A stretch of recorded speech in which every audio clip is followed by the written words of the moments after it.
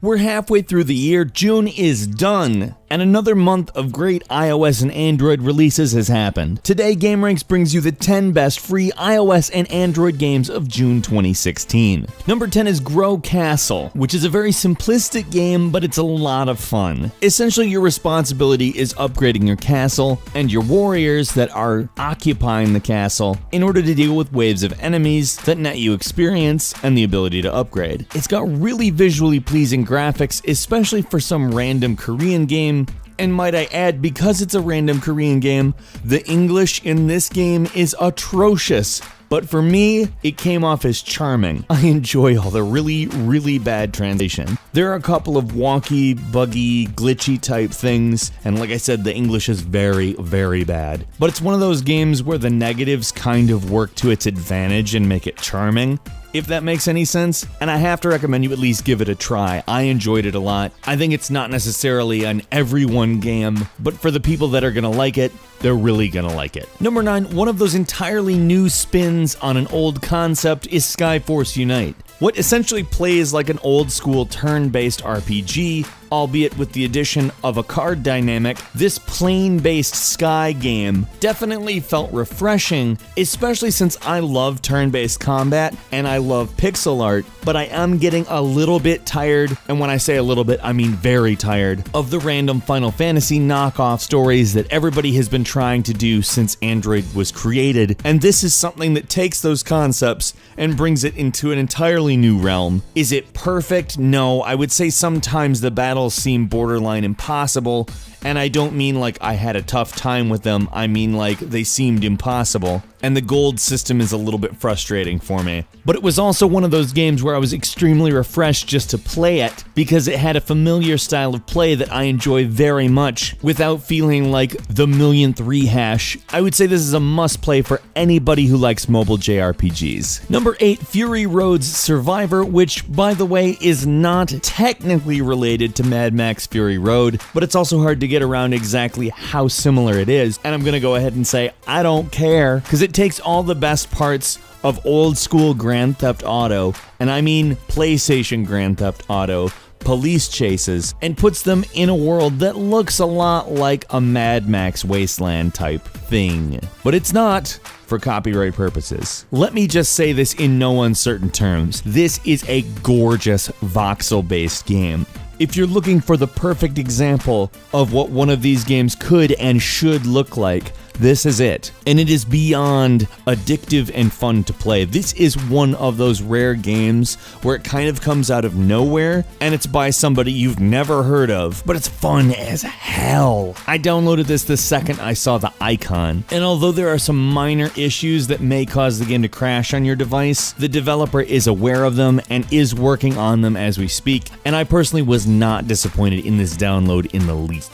Number 7, Transformers Earth Wars, which is a little bit late of an entry into the Clash clone genre, but let me tell you, this is probably one of the better ones, in that it has a story and a lot more units and a lot more upgrade capabilities for individual units, and treats everything in a much less generic way. You feel more like units are characters rather than dispensable. Battles pretty much play out like you would expect them, and it's a solid entry into the genre. My only real issue with the game is that I've played it before, 100 times. It doesn't bring anything astoundingly new to the gameplay, it just has refined it to a point where it's definitely a great example of the genre, but there's more than a few people who can't take another one of these. That being said, if you can take another one of these, this is the way to go. It's a shining example of the genre. Number 6, Ninjawesome is an action endless runner that essentially gives you a pretty wide array of movement based on simply swiping, and evokes the Super Nintendo in its look and old PlayStation platformers in its sounds. And you do get a healthy dose of nostalgia in that effect, but the game itself is very new school, it's very timing based, and the pace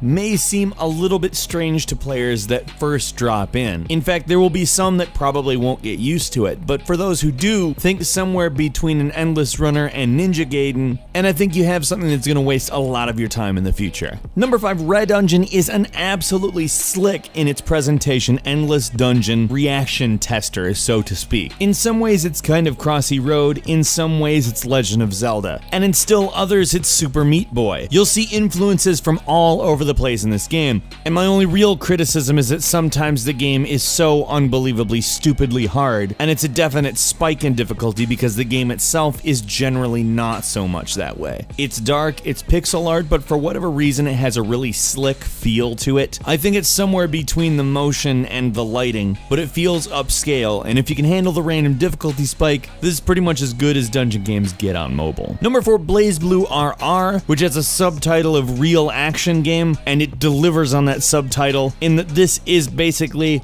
the quintessential beat 'em up, but it is a beat 'em up that was definitely created with a lot of care and with artists that are really good. The pacing is just right, it's not too fast, and it's definitely not slow at all, with a great combo system, and in many ways it feels like Final Fight, but in many ways it seems like something much more modern. And I have to say, particularly if you like games that look like they were made by SNK way back in the day, this is probably the way to go. That, and it's fun as hell. Number 3, Skyforce Reloaded is a scrolling shooter that I missed the original Skyforce 2014, and have to say I definitely regret, because this is a genre that doesn't get enough really good games, and this is exactly that. With incredibly stylish graphics that combine 2D sprites with 3D environments, and a pacing that just feels exactly right, Skyforce Reloaded adds a lot of upgrades and buff cards and really good bosses, with a fantastic soundtrack, but look out, it's a bit of a battery hog. I would say that's a small price to pay for such a great game though. Number 2, Nonstop Night is an action RPG with perhaps the slickest production of any action RPG on mobile right now, but incorporates a lot of great arcade elements as well. Like a lot of free games, it does have the free-to-play model. It's one of those games where there's really nothing to complain about, it's really solid, has phenomenal graphics, presentation, and gameplay pretty much on lock. There's some annoying free-to-play stuff, not a massive heap of it, and it's really just worth your time. And finally, number 1 is such an incredibly unique game, it's difficult to class it, but Rodeo Stampede Sky Zoo Safari is essentially a ride animals through a stampede and capture animals for your Sky Zoo game. If that doesn't sound familiar, it's because I've never seen anything like it, and while that's not always a good thing, in this case it definitely is. The Rodeo Stampede itself is incredibly fun. It's fast-paced and has very easy to pick up crossy road-like controls. It's not difficult to learn, but difficult to master. The art style kind of mimics Crossy Road, and the animal collecting elements from various zoo games are also on display. This game is essentially a big merger of a bunch of ideas, as far as I'm concerned, and it successfully pulls it off. There's really nothing else quite like this